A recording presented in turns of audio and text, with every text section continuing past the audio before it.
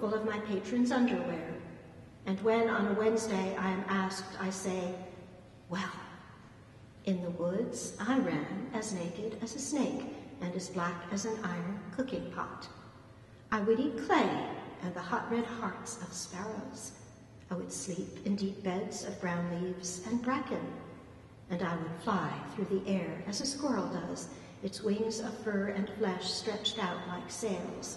And when the moon was full, I'd laugh out loud to see how fat it was, fat as the white belly of a frog near bursting with flies. Having said this, and it is astonishing how often they wish to hear it, I sit back and watch them shudder and shift about on their chairs, their bottoms rolling this way and that like marbles in a boy's pocket. And their eyes sparked with excitement. Yes, their eyes sparked with something like envy.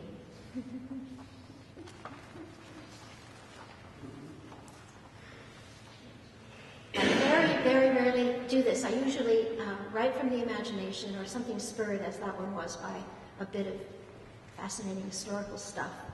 But this next one, Z.T. Motlog, I wrote having survived a particular evening because I knew then I could go home and write about it.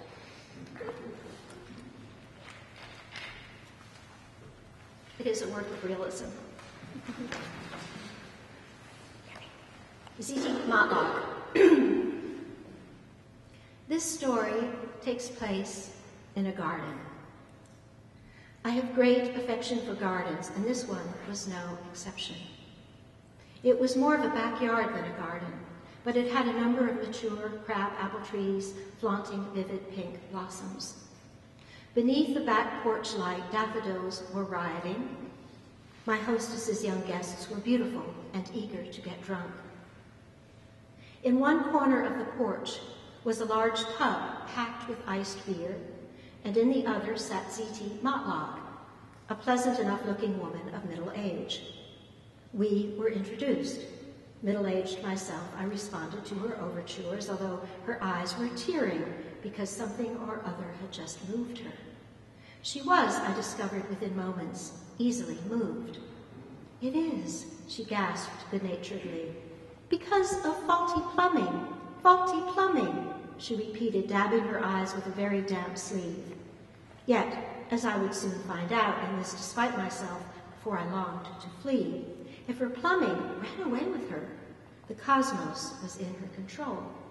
Z.T. Motlog possessed a heightened sensory awareness. She had a direct connection with all those things that confound the rest of us. Evil, for example. Evil and its dreary wake of disheartedness, anxiety, and bitter bile. If I would indulge her, if I would humor her, the world would be better for it, and I too would profit. If not, we'd have a good laugh and call it a day. No problem. I am not a rude person, and fault myself for erring on the side of politeness. I knew I needed to bolt, yet it seemed my hostess was fond of Z.T. Motlog, or at least was grateful for her tears. My young friend had just received her BBA in hotel management.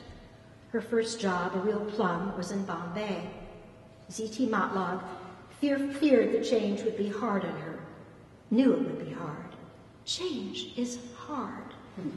But it's the hard parts, the ones with gristle, the ones you've got to chew on with lots of determination and saliva, Z.T. Motlog beamed tearfully, that allow us to grow. It's all about growth, she emoted, fearful that I had never considered this seriously. She seized my hand, although it would have been clear to anyone else that there was no chemistry between us. The tree of life, she said, releasing my hand all too briefly and flourishing her arms as though preparing to fly off, has roots like this. Do you, she yearned, her bosom leaping in its cage, know why? I could not imagine why. Again she grabbed my hand. I gazed at Z.T. Motlog with stupid amazement, unable to act or move. Submerged in self-loathing, I could not think. My discomfort thrilled Z.T. Motlog, who stroked my arm to soothe me. She would save me from my demons. Of this she was convinced.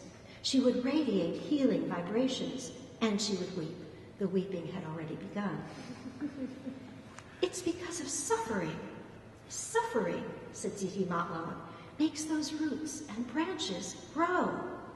Again, she withdrew her hand and, lifting her arms above her head, waved them about in an air that smelled of spermy youths and barbecue and marijuana. I recalled nursery school. I recalled standing among my fellows with my arms above my head, and Mrs. Mortuus, the daughter of Demeter, the enemy of raised voices, urging us to wave our branches in the tangible wind of her earnest benevolence. The age of Aquarius is upon us, Ziti Matlog offered unctuously. It is the age of seeds, the seeds of life, the seeds of change. And here they are. She dropped a handful of virtual seeds in my shrinking palm and with deliberate tenderness folded my fingers over them. Do not fear, she admonished, for I was rife with loathing, but allow the seeds to grow, grow, grow. She drove this advice home by prodding the flesh of my arms with her fingernails. Revulsed, I pulled away, and she, still eager to comfort me, patted my shoulder. Receive the seeds, she caroled. Your world is about to change. You are about to be a much happier person. Again, her eyes swelled with tears, and I longed to bite her neck. How dare she think of herself as someone who could give me happiness? Moments before I had been happy enough, had blessedly forgotten the seemingly insurmountable crises that characterize our precipitously failing world. Ziti Matlog reminded me of all I hated. She was sappy, condescending, and overconfident. She was ridiculous, and yet she had managed to enrage me.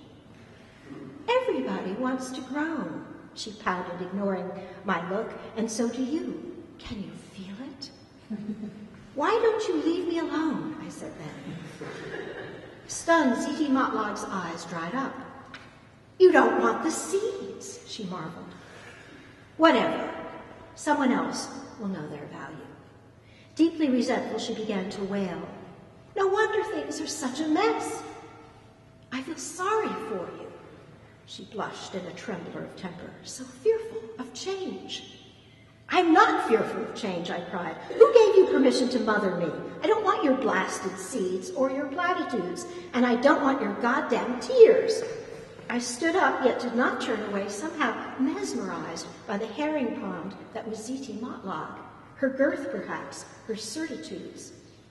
You are just like a lover I had a long time ago, Ziti Matlog decided, surging from her chair. Released, it shuddered and swayed. She was monumental, dressed as a goddess in the many folds of some sort of tent. He stabbed me, she stormed, just as you have done. Here, in the heart, look! Before I could turn away, she had torn apart the bodice of her dress. I saw the scar rising like a slice of raw fish laid out on a shard of ice. Ziti Matlog's scar was the inescapable proof of my fatal incapacity. I am the emissary of the good, she foamed in a sea of garments. My only purpose to inoculate the species, to pass on the seeds. Why won't you take them? You did this, she glowered, polishing the scar with her thumb. You, said Ziti Matlog, and your ilk.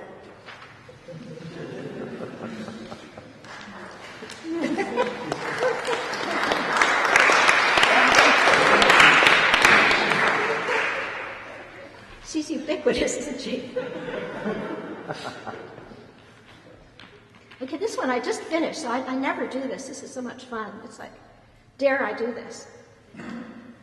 La Goulou in retirement. La Goulou is a wonderful redhead that Toulouse-Lautrec painted. She was so famous for her great kick.